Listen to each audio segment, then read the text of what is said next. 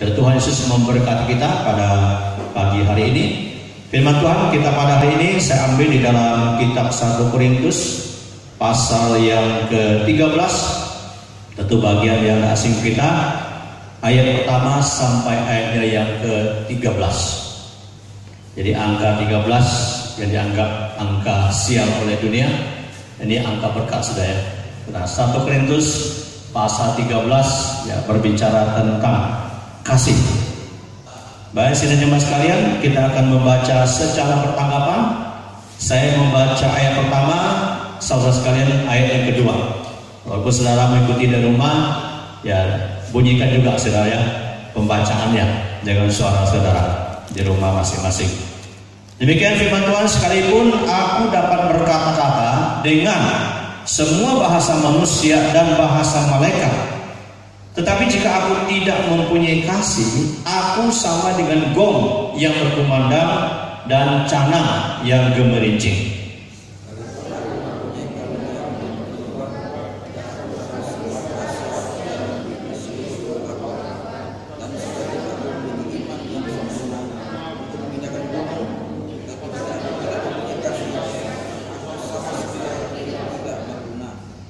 Dan sekalipun aku membagi-bagikan segala yang ada padaku, bahkan menyerahkan tubuhku untuk dibakar, tetapi jika aku tidak mempunyai kasih, sedikit pun tidak ada faedahnya bagiku.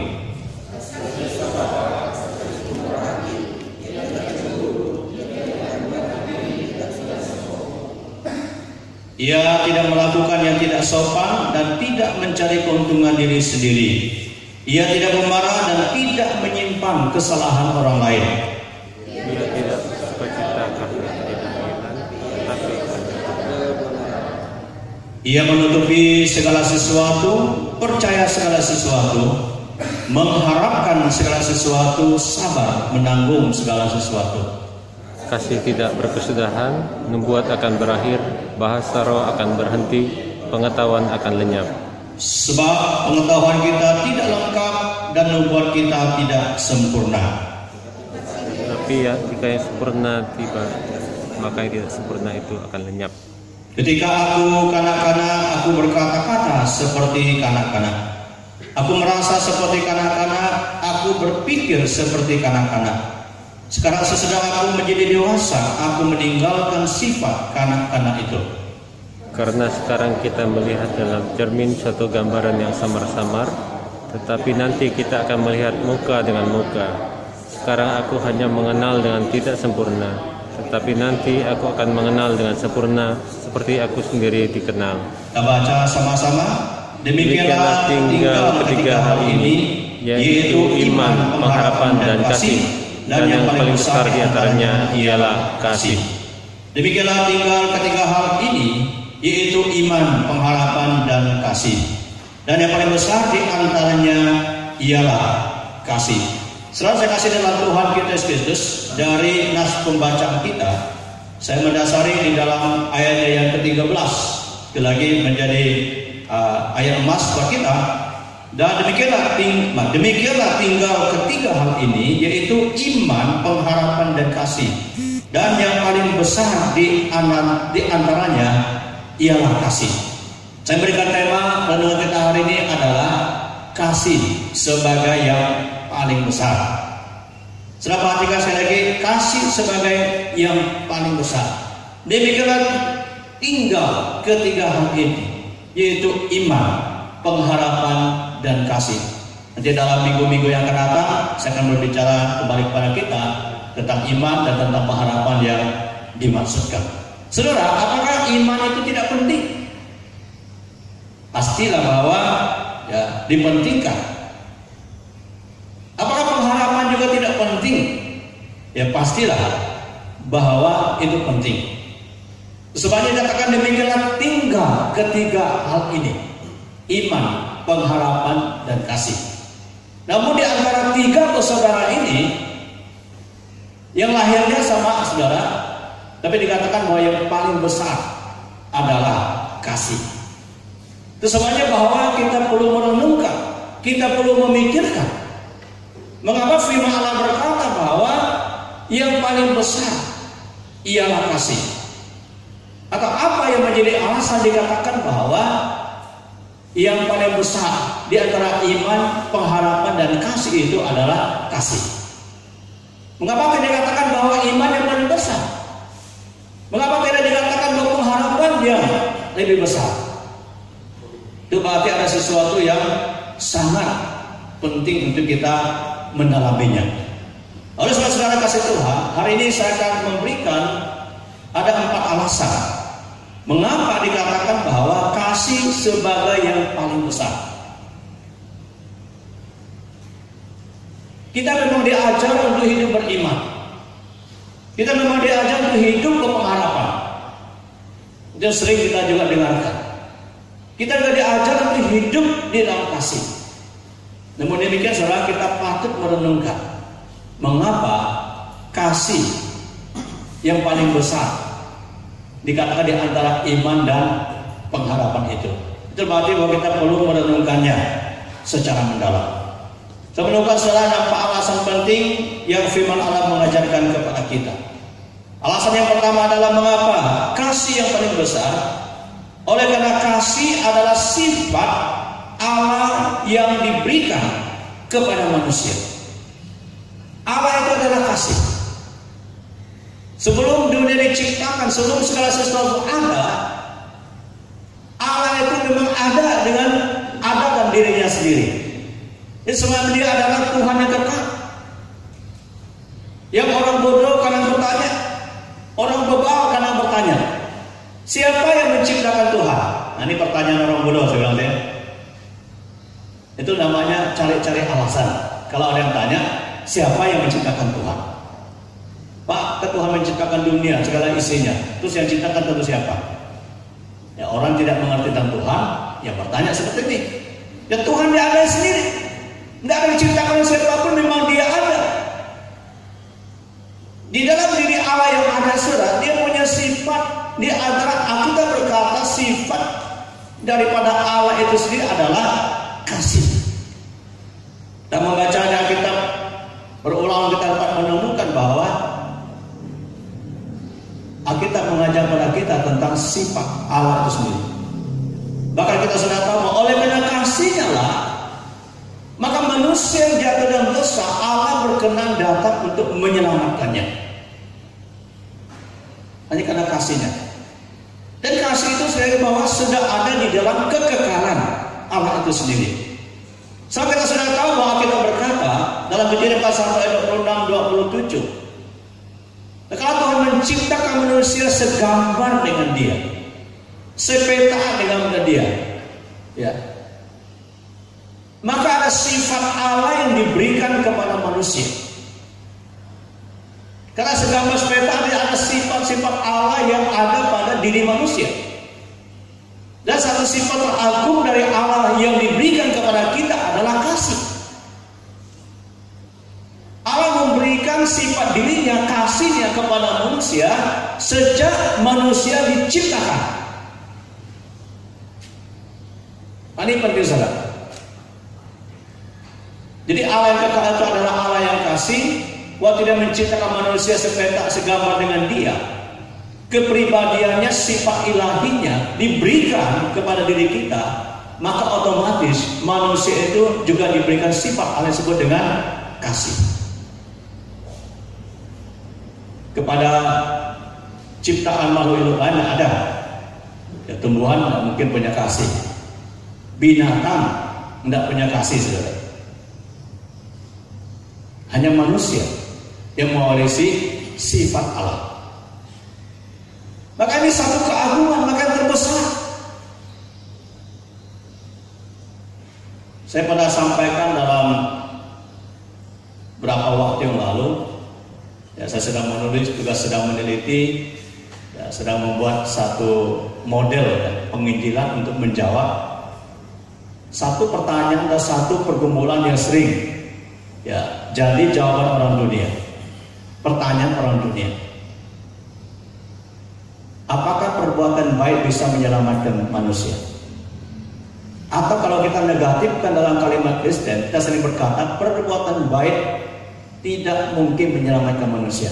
Dan itu harus diberikan pemahaman. Ya, saya sedang ya untuk membaca, meneliti dan membuatkan dalam satu pemahaman supaya menjadi satu segmen khusus ya untuk menjawab dalam dunia penginjilan. Tapi salah satu dari jawaban itu begini, kita berbuat baik karena kita mengasihi.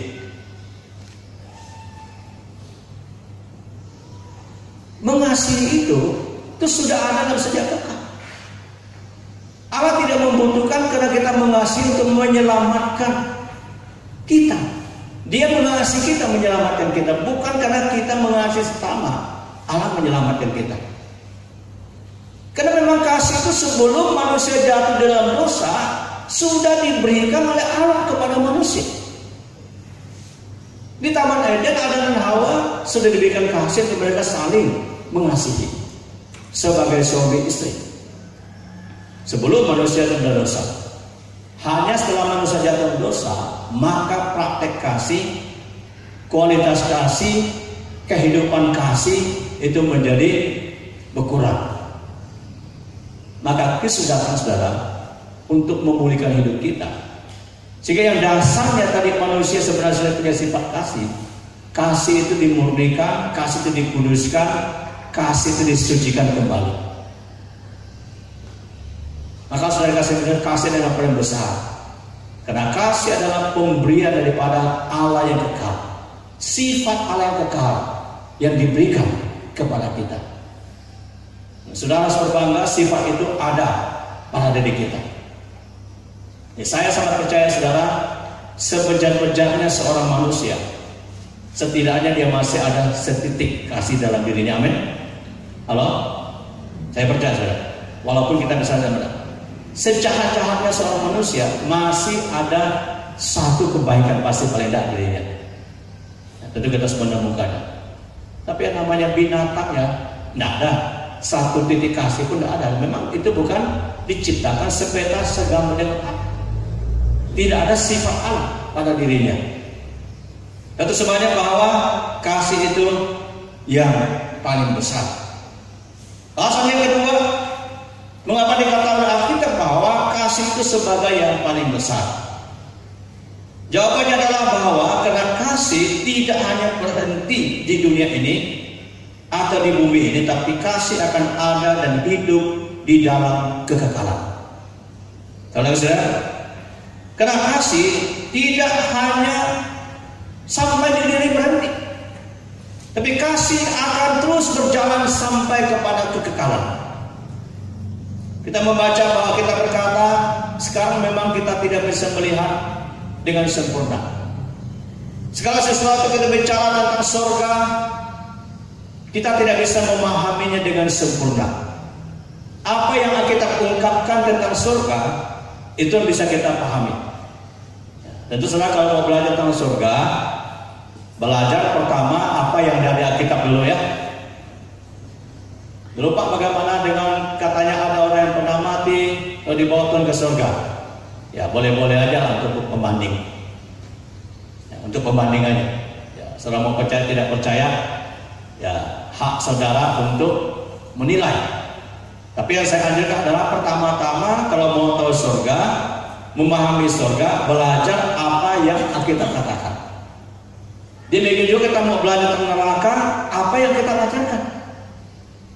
Nah, jangan saudara membaca Alkitab tidak pernah, baca Alkitab tidak mau, kita cuma dengar kesaksian sana sini, akhirnya saudara kita tidak ada cermin pembandingnya.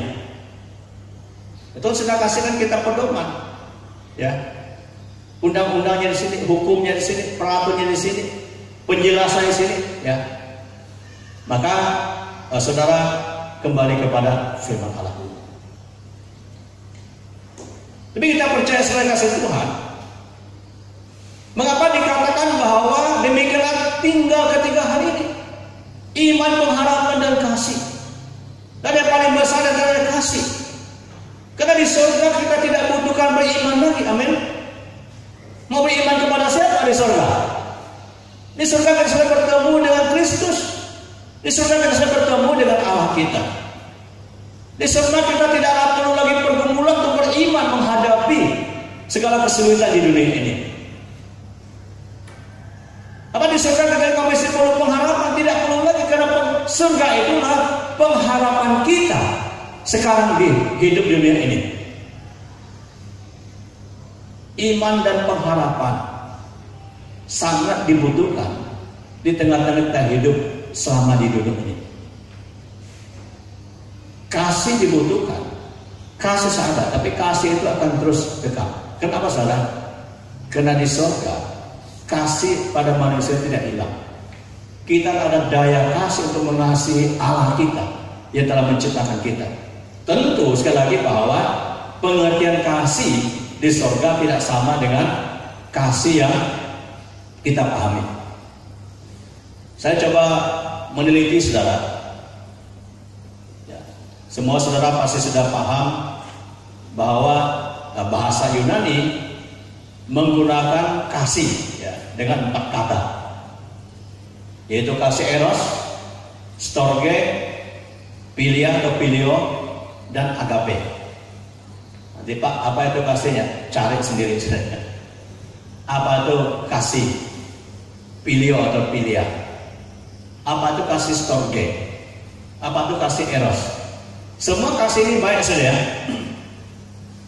Hanya karena bahasa aslinya menggunakan kata kasih ini dalam satu relasi khusus.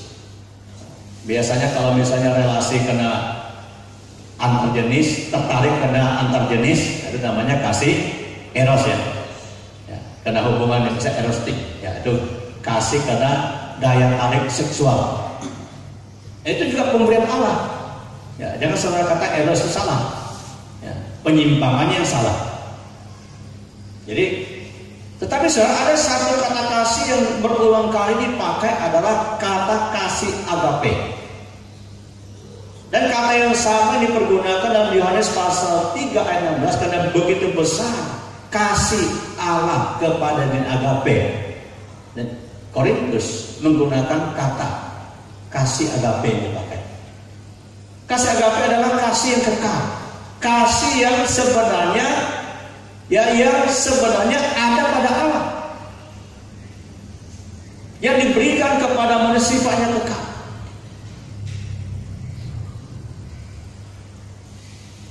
Misalnya kasih ini adalah disebut kasih yang tidak ada syarat apapun. Itu kasih agape. Tidak ada embel-embel apapun. Ya, yang sifatnya murni, tulus. Dan kasih ini sebenarnya hidup kekal dalam diri manusia. Sampai kita di surga, tidak ada lagi kita butuhkan kasih eros, philia, storge. Tidak ada. Kita masih ada kasih agape dari Tuhan. Karena untuk memampukan kita tetap mengasihi Tuhan kita. Saudara seiman nanti di surga tentu dengan makna kasih yang berbeda. Ya. Saudara kasih Kristus. Sebenarnya bahwa kasih itu hanya bicara tentang di dunia ini, tapi juga sampai ke kehidupan kekal kita di surga. Maka dikatakan bahwa kasih itu yang paling besar. Di antaranya kenapa? Iman dan pengharapan kita butuhkan sepanjang kita hidup dunia ini sampai kita mati. Setelah mati saudara tidak usah perlu bikin beriman lagi ya. Dan juga tidak perlu beriman untuk orang mati lagi. Amin saudara. Apa saya maksudnya beriman untuk orang mati? Orang yang sudah mati, kalau dia hidupnya tidak ambil keputusan percaya Yesus, saudara juga akan mendapat upahnya. Beberapa hari saya nonton khotbah Billy Graham. Satu khotbah yang memberkati saya adalah bahwa ya ada upah untuk saudara tidak percaya Yesus. Khotbah yang bagus. Ya boleh dibuka nanti YouTube-nya pendeta Billy Graham. Beliau sudah meninggal, ya, hampir sampai umur 100 tahun ya. Umur beliau ya, salah satu hamba Tuhan yang saya kagumi ya, begitu setia melayani dan juga sampai tua tetap melayani ya. Kadang-kadang saya berdoa ya, kalau Tuhan bisa kasih ya, paling tidak separuh rohnya lah ya, untuk bisa tetap eksis ya, melayani ya. Saudara, beliau berkhotbah tentang bahwa bukan hanya kita yang percaya ada upah, tapi juga ada upah orang tidak percaya. Nanti upahnya apa? Cari sendiri di YouTube saja, supaya saudara tambah pengertian. Ya paling tidak Orang percaya upahnya di surga, orang tidak percaya upahnya di mana? Di neraka. Ya, upah juga saudara. Upah karena Anda tidak mau percaya. Saudara, orang-orang sudah mati ini saudara tidak perlu kita imani lagi. Itu urusan iman mereka hidup di dunia ini. Kalau mereka menolak Yesus, maka upah mereka pasti dijauhkan dari hadirat Tuhan, kata kitab Tesalonika. Karena surga itu adalah hadirat Tuhan. Saya membaca tentang surga, tentang neraka. Ya, dalam kupasan-kupasan dikatakan bahwa neraka itu adalah dijauhkan dari hadirat Tuhan. Surga itu tempat kehadiran Tuhan. Karena neraka tidak ada hadirat Tuhan, saya bisa bayangkan bagaimana sulitnya.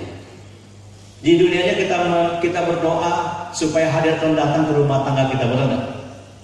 Di rumah Tuhan aja ada hadirat, terjadi perselisihan, terjadi pertengkaran, terjadi perpecahan, percekcokan, dendam, sakit hati.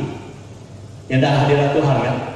Di dunianya sedang, apalagi neraka sama sekali tidak ada Tuhan. Betapa sengsaranya orang-orang di sana. Dan mereka tidak bisa kita doakan lagi untuk pindah-pindah lokasinya, saudara. Ya, saudara tidak perlu beriman lagi kalau sudah mati, dan juga tidak perlu beriman untuk orang yang sudah mati. Maka selagi masih hidup dunia, kita giat untuk memberitakan Injil keselamatan kepada mereka. Selagi mereka masih bisa mendengar, bisa bereaksi, bisa mengakui Yesus adalah Tuhan yang selamat, ya, masih ada harapan bagi mereka. Seperti seorang yang disalibkan, ya, bersama dengan Yesus di antara duanya. Jadi mereka berkata, hari ini juga engkau bersama dengan aku di Firdaus. Orang dipercaya, ya, pada saat-saat terakhir. Jadi selalu ada kesempatan di saat terakhir, saudara pergunakan dengan sebaik-baiknya.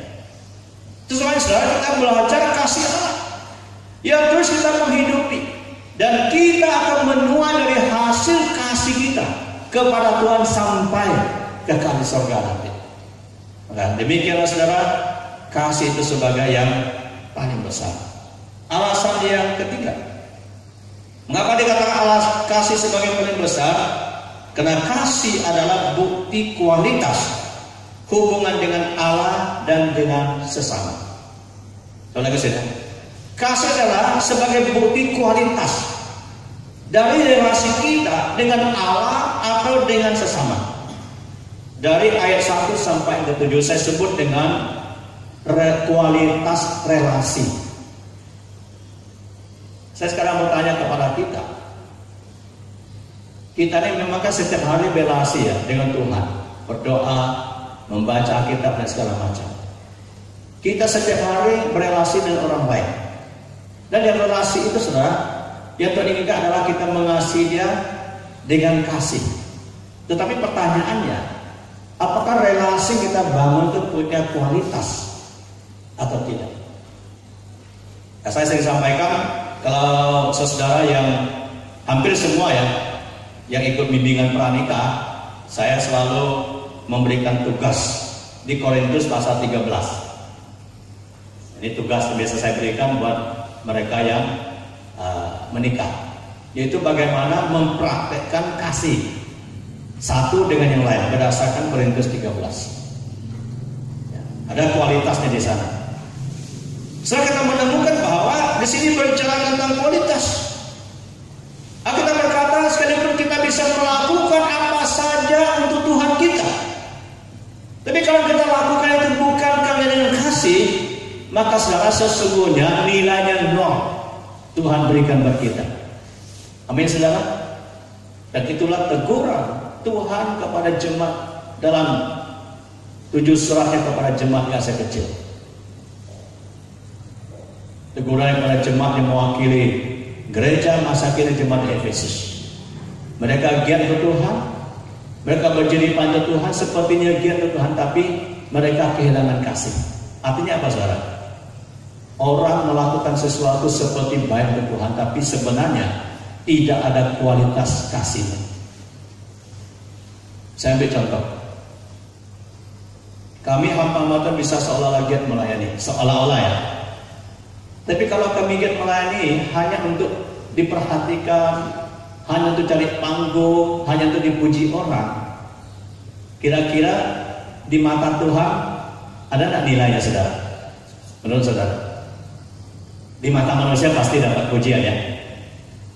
Wih, Bapak itu pandai, Bapak itu rajin, berdoa untuk saya, bimbing saya. Tapi kalau dia melakukan motivasi tidak baik, ada tak nilai di hadapan Tuhan? Tidak ada, saudara. Karena saya melakukannya untuk cari pujian. Tapi disebut dengan kualitas kasih adalah yang murni, yang berdasarkan kasih agape tadi. Sekarang ini semua kata intonasinya adalah kasih agape, yakni dihidupi, yang tidak ada syarat, tidak ada embel, tidak ada tujuan yang buruk, semua yang agung, yang mulia.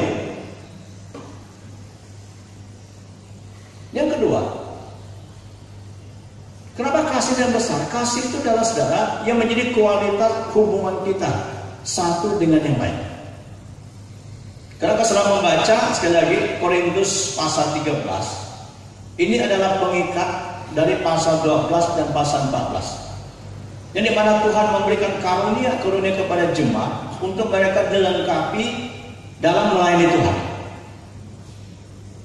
Maka Paulus berbicara semua karunia yang ada itu harus melayani dengan kasih.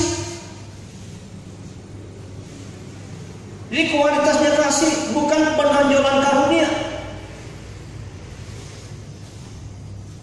Orang bisa punya karunia hebat, punya karisma yang hebat, tapi sekali lagi saudara, kalau tidak dilakukan dengan kasih, maka sebenarnya tidak ada kualitasnya di hadapan Tuhan.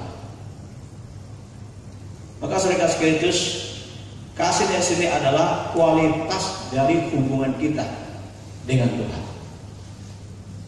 Jadi hubungan saudara saya dengan Tuhan itu akan dinilai oleh Tuhan sendiri. Dan juga berkata bahwa hukum yang paling besar, yang paling agung adalah kasihlah Tuhan Allahmu apa?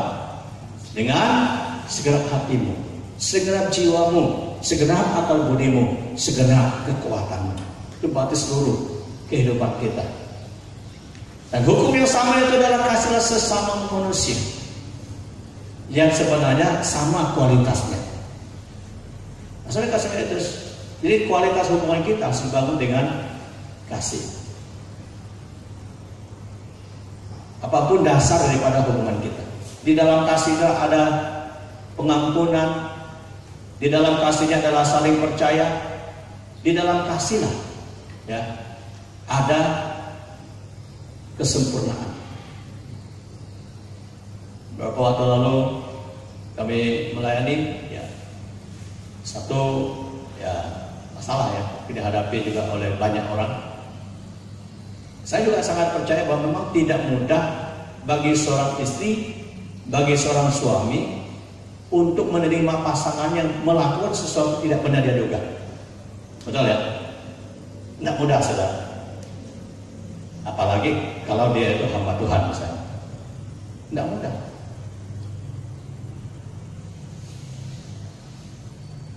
Lalu salah satu pasangan bilang begini, setelah ini saya akan pulang kampung. Apa maksudnya pulang kampung? Ya, mungkin maksudnya mungkin akan tinggalkan suaminya atau tinggalkan anaknya karena tidak mampu ya, menerima kenyataan.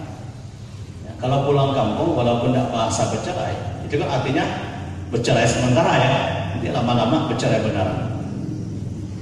Saya bilang saudara, apapun kondisinya, ya, bukankah bahwa kita dulu sudah berjanji di hadapan Tuhan, di hadapan manusia, apapun kondisi dari pasangan suami istri, ya, maka saudara harus tetap memelihara janji itu. Bagaimana kita bisa melakukannya? Jika kita hidup di dalam kasih agape yang mampu bermurah hati, mampu mengampuni, mampu menerima, mampu untuk percaya ya, pasangan kita, anak kita, suami istri, dia masih bisa berubah. Amin, saudara. Ya, saudara jangan selalu menghakimi, tidak bisa lagi. Saya punya konsep begini, ya dunia ini kan masih berjalan saja. Orang baik bisa jadi jahat, orang jahat bisa jadi orang baik, betul tidak? Kita tidak tahu. Tapi kita percaya orang-orang percayakan Tuhan, orang bersandar kepada Tuhan, orang hidup dalam firman Allah, orang selalu takut akan Tuhan, selalu bahwa pasti ada perubahan yang lebih baik yang Tuhan kerjakan. Amin. Itulah namanya kasih yang Tuhan berikan kepada kita, orang-orang percaya. Karena kasih itu adalah kualitas hubungan kita satu dengan yang lain. Kasih itu hubungan kita dengan Tuhan. Setelah ingat baik-baik relasi dengan Tuhan, Tuhan akan melihat kita apakah kita mengasihi dengan sungguh-sungguh. Kita tidak perlu berpura-pura. Saya tidak pernah mau berkata sekali lagi, saudara, oh Tuhan, saya sudah melayani Engkau sekian lama. Tanggal 4 Juni 2020, ya, kalau hitung-hitung saya dapat SK jadi hamba Tuhan GKI. Pada 25 tahun jadi hamba Tuhan GKI. Ya, kan harus ada SK pengangkatan pengerja. 25 tahun saya rasa belum ada apa-apa yang saya bisa sekali lagi tawarkan kepada Tuhan. Tidak ada apa-apa. Saya bisa hanya berdoa untuk tetap mengasihi Tuhan, melayani Tuhan dengan setulus-tulusnya. Itu prinsip, saudara. Nah, semua kita harus punya prinsip yang sama. Karena itulah relasi kita dengan Tuhan. Demikian juga saudara, kita melayani sesama kita. Kita semua melayani dengan kasih agape, dengan setulus-tulusnya. Baru kemudian ada nilai, ada dampak, ya, yang betul-betul menghasilkan buah. Kalau semuanya hanya sekedar berpura-pura, itu namanya kemunafikan, dan itu tidak ada bernilai di hadapan Tuhan. Terus saudara, Paulus pada menegur jemaat di Roma, orang-orang Yahudi, mereka bergegiat ke Tuhan tapi tanpa pengajaran apa-apa.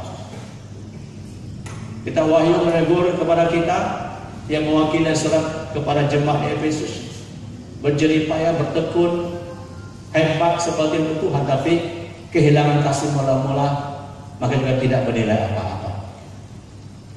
Yang terakhir, yang keempat, apa yang menjadi alasan bahwa kasih sebagai yang paling besar? Karena dengan kasih kita dapat melayani Allah kita dengan kokoh, atau dengan teguh, atau dengan setia. Kalau sudah, hanya dengan kasihlah semua kita dapat melayani Tuhan kita dengan kokoh, dengan teguh, dengan setia sampai akhir. Yang menciptakan lagu sudah meninggal ya Bapak. Lagu apa? Hidup ini adalah kesempatan. Baru meninggal ya saya. Yang menciptakan lagu yang sering kita nyanyikan. Hidup adalah kesempatan untuk melayani. Ya, kita bersyukur karena ini lagu yang diciptakan oleh pendeta, oleh hamba Tuhan. Ya, saya percaya bahwa lagunya pasti akan jadi berkat. Ya, akan beda dengan lagu yang dibikin ya untuk pasaran, kemudian jadi ngetren dan tidak akan hilang. Tapi lagu-lagu yang memang berasal dari Roh Kudus, oleh hir'am Allah, oleh kebenaran firman Allah, oleh orang diurapi, ya pasti akan tetap ya dikenang dan menjadi berkat. Hidup ini memang kesempatan untuk melayani. Bapak-bapak yang sudah belajar, sudah membaca Alkitab Kisah Rasul ya. Waktu sudah membaca, bagi saya sekali lagi kata-kata perpisahan Paulus dengan penatua di Efesus ya, yang dilakukan di kota Miletus, itu adalah suatu luar biasa. Paulus bersaksi bagaimana integritasnya melayani. Dia bersaksi bahwa dia akan mengakhiri perjuangannya. Ya, sebentar dia akan sampai ke Yerusalem, dia akan ditangkap. Karena dalam kisahnya kita tahu ya, terus berjalan sampai akhirnya dia naik banding. Ya, dalam kasusnya sampai dia ditawan di kota Roma. Setelah habis cerita saya kan, ya, dalam tradisi bahwa Paulus meninggal di kota Roma, ya dia mati sebagai seorang martir. Tapi kalau saya lihat baca kesaksiannya begitu luar biasa. Sejak dia dipanggil oleh Tuhan, dia melayani dan sampai mengakhiri pelayanannya. Jadi sekali lagi semua hidup kita adalah untuk melayani. Dimanapun kita berada, apapun kita kerjakan, semua harus dilakukan sampai dengan selesai dengan baik. Baik sudah pelayanan di gereja, baik sudah pelayanan di masyarakat. Penuhi tanggung jawab kita sampai dengan selesai sebaik-baiknya, amin. Kalau jadi pegawai negeri misalnya, sampai kita pensiun bekerjalah sebaik-baiknya. Kita bekerja sebagai karyawan swasta, ya bekerjalah sebaik-baiknya. Walaupun sekarang banyak kena PHK atau dirumahkan, ya. Atau juga mungkin masih bekerja, gajinya dikurangi. Bekerjalah sebaik-baiknya. 3 minggu lalu saya kumpul semua pekerja hari ini, saya bilang kita tetap bekerja seperti biasa sesungguh-sungguhnya semua.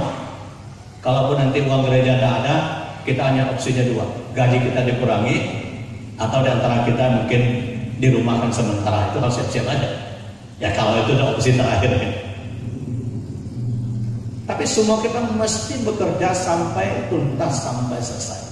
Lalu dasarnya apa, saudara? Dasar kita bekerja adalah karena kasih. Maka saudara, ayat yang kita baca dalam firman Allah berkata, ayat yang ke-8, kasih tidak berkesudahan. Saya membaca dalam tafsir dikatakan bahwa maksud tidak berkesudahan adalah tidak roboh. Ya, ini kupasannya. Jadi kasih yang tidak roboh, tidak runtuh. Ya. Kehidupan kita, pelayanan kita, nubuat akan berakhir, bahasa roh akan berhenti, pengetahuan akan lenyap. Walaupun ada perdebatan tentang soal nubuat, tentang bahasa roh dan segala macam, tapi saudara, kasih itu sifatnya kekal. Maka jika saudara dan saya semua kita hidup dalam kasih, melayani dengan kasih, maka kita akan melayani Tuhan dengan kokoh, dengan teguh, dengan tangguh, tidak mudah runtuh. Mungkin jatuh bisa, tapi tidak sampai apa? Tergeletak. Bisakah hamba Tuhan jatuh? Bisa. Bisakah majelis gereja jatuh dan rusak? Bisa. Bisakah jemaah orang Kristen jatuh? Bisa. Tapi selagi saudara kita menghidupi kasih Allah, maka saudara kita akan bangun bersama dengan Tuhan. Kalau kasih itu masih ada hidup dalam diri kita, maka saudara kita berdoa, kita meminta, kita menghidupi kasih daripada Allah kepada kita. Saudara, apakah doa dan permohonan kita setiap hari? Satu pasti bahwa setiap hari ini kita berdoa supaya COVID-19, atau lebih kerennya orang-orang pakai COVID-19. Pak, apa bedanya 19 dengan 19? Ada beda nggak? Ada bedanya. Kalau COVID-19 di Indonesia, COVID-19 di luar Indonesia, itu juga beda sudah. Kalau orang Indonesia pakai bahasa Indonesia, maksud saya sih. Ini cuma gurau aja saya. Mungkin itu bahan doa kita. Mungkin doa kita adalah ketakutan menghadapi berbagai persoalan. Tapi saudara teruslah berdoa supaya Tuhan memberikan hikmat dan beri kita kasih daripada Dia. Sehingga kami doakan apa yang didoakan oleh Paulus kepada jemaat Efesus, kepada orang percaya. Kiranya semua kita orang percaya semakin mengerti betapa tingginya, betapa panjangnya, betapa lebarnya kasih Allah itu. Nah, ini saudara yang perlu kita hidupi. Hanya dengan kasih Allah, saudara dan saya semua kita bisa melayani dengan kokoh, dengan tangguh. Sekali lagi saya sebut pelayanan, bukan cuma di gereja, tapi dimanapun kita berada. Di rumah, suami melayani istri anak-anak, istri melayani suami anak-anak, anak melayani orang tua melayani anak. Semua kita melakukannya dengan kasih, maka akan ada sukacita buat kita. Kalau kasih itu hilang, ya saudara, kita juga akan kehilangan sukacita. Sebagai kesimpulan dari firman kita hari ini, sesungguhnya ada 3 kualitas rohani yang sangat perlu kita hidupi dalam diri kita, yaitu iman, pengharapan, dan kasih. Kita berkata kasih menjadi terbesar di antaranya, karena kasih adalah sifat Allah sendiri, sifat yang diberikan kepada manusia. Begitu agung kasih itu, sekali lagi, karena pemberian Allah yang kekal adanya. Sebelum manusia itu bersama, manusia diberi kasih. Bukan karena sudah jatuh dosa maka baru kasih itu diberi kita. Ya maka kalau kita bicara untuk berbuat baik, itu menyelamatkan, itu omong kosong. Ya, karena sebelum manusia dalam dosa pun kasih itu sudah harus dihidupi oleh orang percaya. Amin saudara. Saudara bisa tangkap ini teologi yang cukup dalam. Ya. Kalau kita bicara berbuat baik, mengasihi itu menyelamatkan, itu salah. Karena sebelum manusia jatuh dalam dosa, kasih itu memang sudah harus ada. Bukan karena manusia dalam dosa, ya. Tapi justru karena dosa, maka kasih itu menjadi kabur, kasih menjadi tidak berkualitas. Alasan yang kedua mengapa kasih itu besar, karena kasih tidak hanya hidup di dunia ini, tetapi dia sampai ke kali surga. Iman dan pengharapan hanya kita perlukan di dunia, tapi kasih agape akan terus hidup selama-lamanya bersama dengan Allah kita di surga. Kasih adalah bukti kualitas hubungan kita dengan Tuhan dan sama kita. Karena itu paling besar, paling akut. Kalau kualitas itu ada, maka hubungan kita dengan Tuhan itu baik. Hubungan kita dengan sesama itu baik. Saya tidak mengerti saudara, kalau masih ada orang Kristen masih dendam, masih sakit hati dengan sesamanya. Saudara, kita tidak layak menyebut kita orang yang punya kasih. Amin saudara? Tidak layak. Karena kasih itu mengampuni. Saudara tidak layak menyebut kita punya kasih. Coba saudara baca berulang-ulang Korintus 13. Marah boleh, sakit hati boleh tentunya, selisih mungkin bisa terjadi, tapi dendam, sakit hati, dan itu tidak boleh disimpan. Amin. Kalau kita punya kasih. Jadi saudara tidak punya kasih, ya saudara akan mampu untuk melakukannya. Maka kualitas itu penting, ya. Dan 4, kasihlah membuat kita mampu melayani Tuhan dengan teguh. Ya. Soal kita melayani Tuhan dengan kasih, jangan melihat hal yang lain. Jangan kena upah, jangan kena jabatan, jangan.